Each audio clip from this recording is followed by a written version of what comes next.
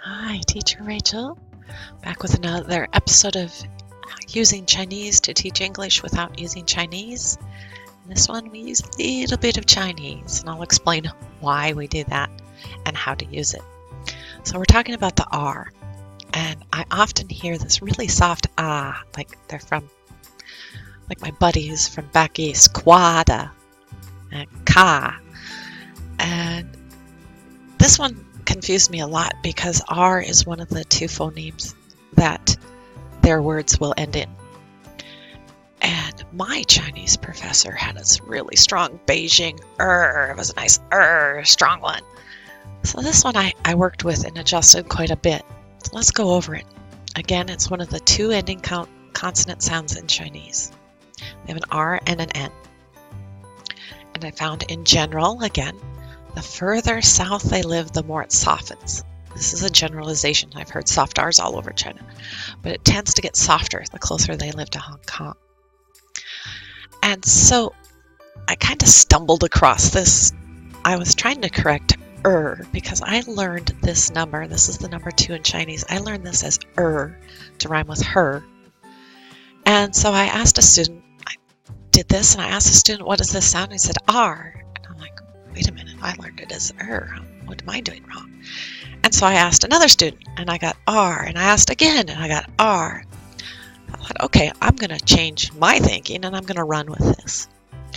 So I will draw the two little lines, and then I ask them, what is this number in Chinese? I don't say it.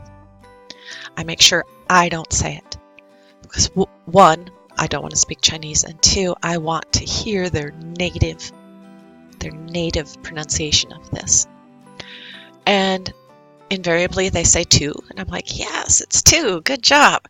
Now, let's say it in Chinese. Let me hear it in Chinese. It's okay. And they'll look at me and they'll say, R. And I'm like, yeah.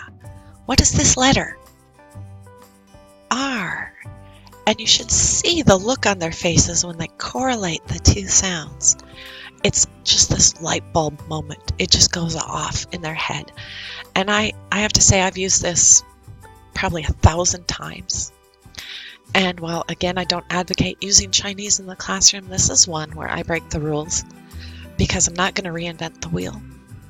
This is a native sound, and I'm not teaching them 2 is R. I'm not doing that. I'm trying to correlate phonemes. And I've had parents applaud me. I've had students applaud me on this. And the great thing about this is once you get it and once it clicks in their head and you hear that soft R again, all you have to do is do this. And it clicks and they go to this stronger R, R, R. Now another place that I've used this is just like our kids, they have speech impediments. And you come across a student, I have about 4 or 5, who cannot say this in Chinese. They don't have a strong R in Chinese. So I know then to make a note that they have a very soft native R, and I don't try to push this correction because they can't say it in their native language. They're not going to be able to say it in English any better. So I do use it to determine if there's a speech impediment. And again, sometimes you'll get a kid who will say which is what I learned. I learned it was not R. And that's okay. You're getting the sound, and you zoom in on that.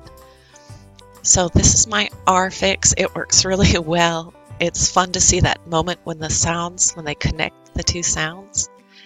And it's really helped a lot of my students. All right, that's it for today. Thank you. Bye-bye.